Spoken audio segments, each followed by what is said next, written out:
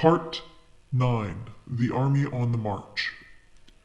Sun Tzu said, "We come now to the question of encamping the army and observing signs of the enemy. Pass quickly over mountains and keep in the neighborhood of valleys. Camp in high places facing the sun. Do not climb heights in order to fight." So much for mountain warfare. After crossing a river, you should get far away from it. When an invading force crosses a river in its onward march, do not advance to meet it in midstream. It will be best to let half the army get across and then deliver your attack. If you are anxious to fight, you should not go to meet the invader near a river which he has to cross. Moor your craft higher up than the enemy and facing the sun. Do not move upstream to meet the enemy. So much for river warfare. In crossing salt marshes, your sole concern should be to get over them quickly, without any delay. If forced to fight in a salt marsh, you should have water and grass near you and get your back to a clump of trees. So much for operations in salt marshes. In dry, level country, take up an easily accessible position with rising ground to your right and on your rear, so that the danger may be in front and safety lie behind. So much for campaigning in flat country. These are the 4 useful branches of military knowledge which enabled the Yellow Emperor to vanquish 4 several sovereigns. All armies prefer high ground to low, and sunny places to dark.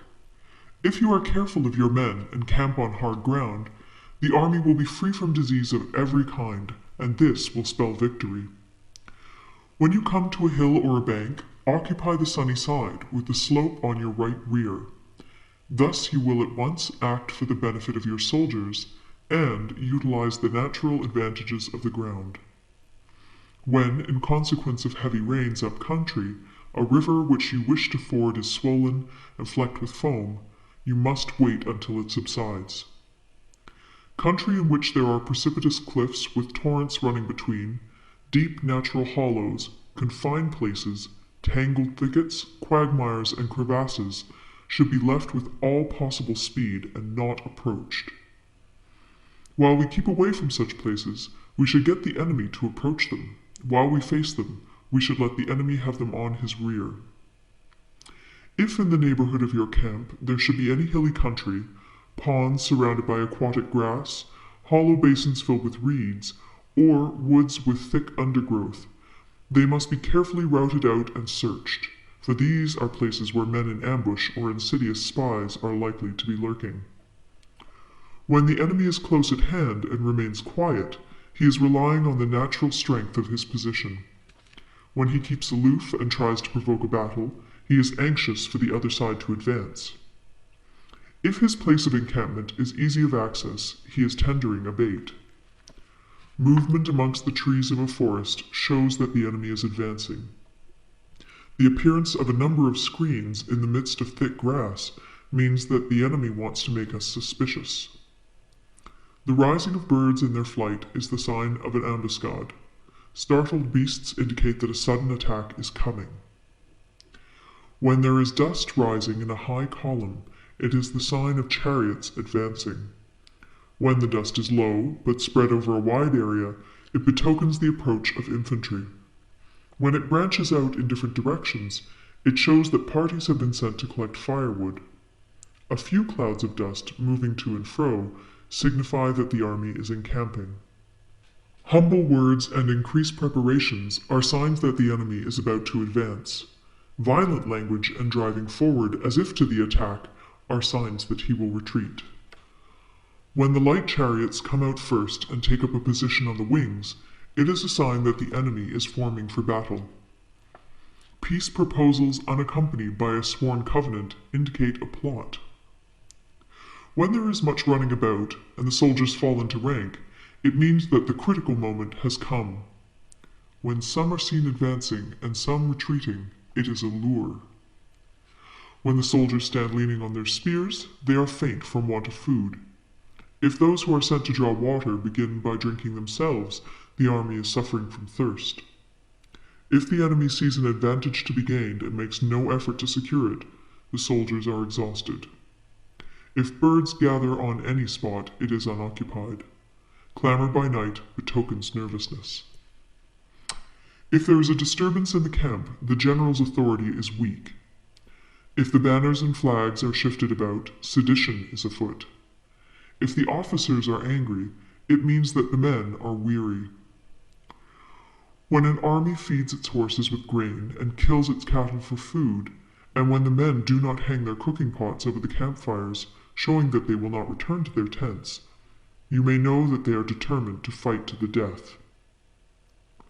The sight of men whispering together in small knots, or speaking in subdued tones, points to disaffection amongst the rank and file.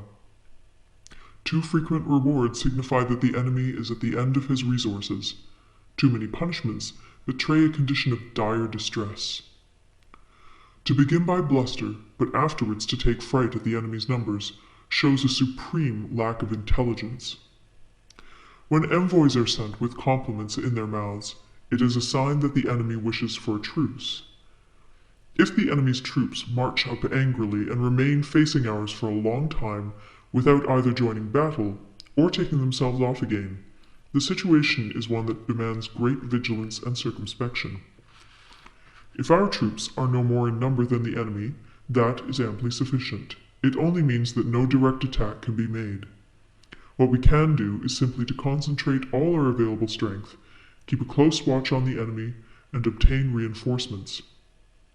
He who exercises no forethought, but makes light of his opponents, is sure to be captured by them. If soldiers are punished before they have grown attached to you, they will not prove submissive. And, unless submissive, they will be practically useless. If, when the soldiers have become attached to you, punishments are not enforced, they will still be useless. Therefore, soldiers must be treated in the first instance with humanity, but kept under control by means of iron discipline. This is a certain road to victory. If in training soldiers commands are habitually enforced, the army will be well disciplined. If not, its discipline will be bad. If a general shows confidence in his men, but always insists on his orders being obeyed, the gain will be mutual. End of Part 9. Part 10. Terrain. Sun Tzu said, we may distinguish 6 kinds of terrain, to wit, 1. Accessible ground, 2. Entangling ground, 3. Temporizing ground, 4. Narrow passes, 5. Precipitous heights, 6. Positions at a great distance from the enemy. Ground which can be freely traversed by both sides is called accessible. With regard to ground of this nature, be before the enemy in occupying the raised and sunny spots, and carefully guard your line of supplies. Then you will be able to fight with advantage. Ground which can be abandoned but is hard to reoccupy is called entangling. From a position of this sort, if the enemy is unprepared, you may sally forth and defeat him. But if the enemy is prepared for your coming, and you fail to defeat him, then, return being impossible, disaster will ensue. When the position is such that neither side will gain by making the first move, it is called temporizing ground. In a position of this sort, even though the enemy should offer us an attractive bait, it will be advisable not to stir forth, but rather to retreat, thus enticing the enemy in his turn. Then, when part of his army has come out, we may deliver our attack with advantage. With regard to narrow passes, if you can occupy them first, let them be strongly garrisoned and await the advent of the enemy. Should the army forestall you in occupying a pass, do not go after him if the pass is fully garrisoned, but only if it is weakly garrisoned.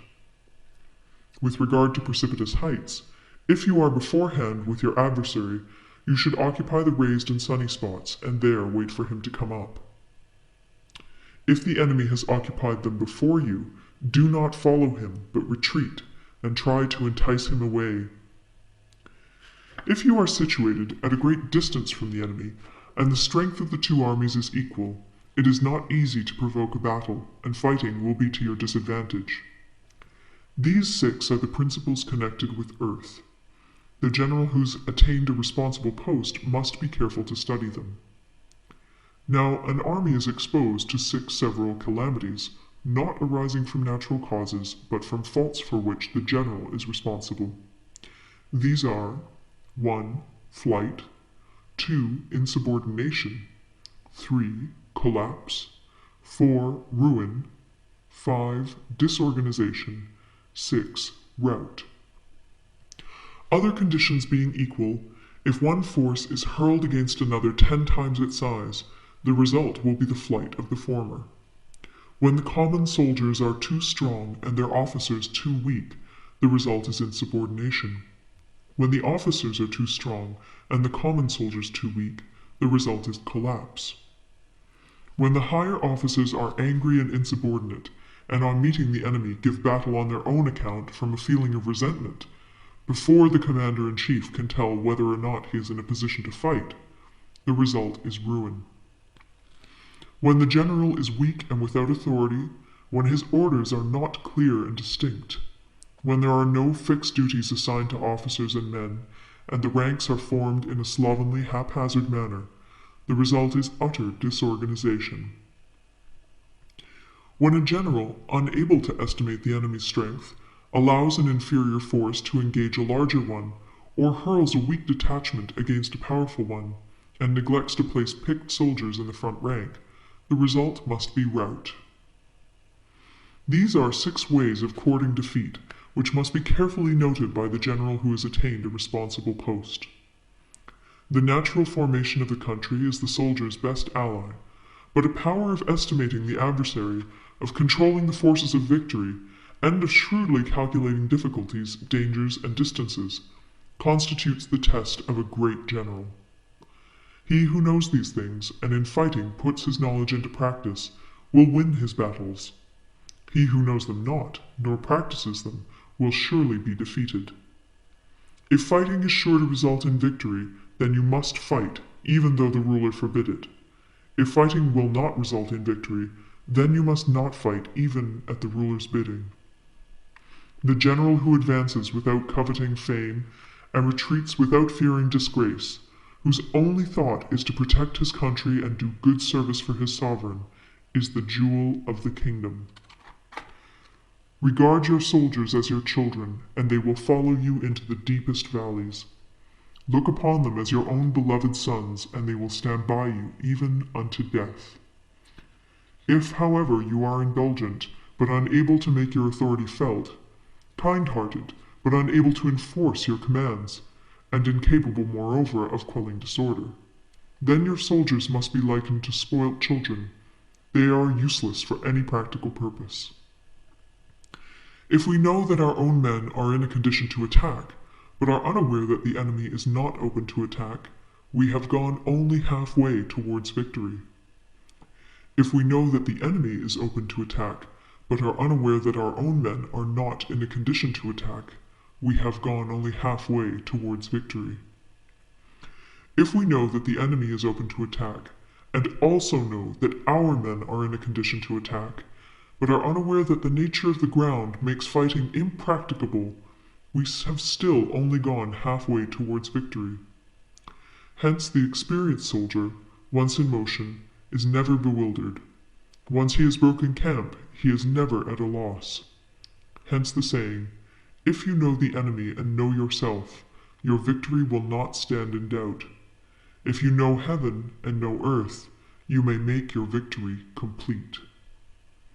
End of part 10.